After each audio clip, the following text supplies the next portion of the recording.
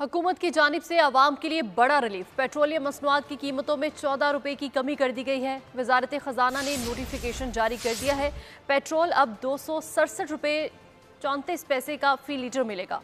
Diesel की फी litre कीमत में 13 रुपए 50 पैसे कमी, जबकि हाई स्पीड डीजल की फी लीटर कीमत 276 रुपए 21 पैसे फी लीटर मुकर्रर कर दी गई है।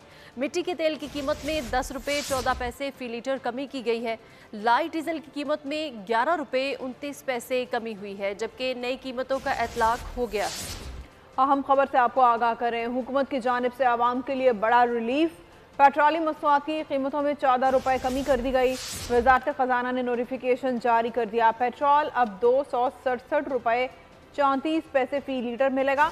डीजल की फी लीटर कीमत में 13 रुपए 50 पैसे कमी कर दी गई है। हाई स्पीड डीजल की फी लीटर कीमत अब 276 रुपए 21 पैसे मुकर्रर कर दी गई है।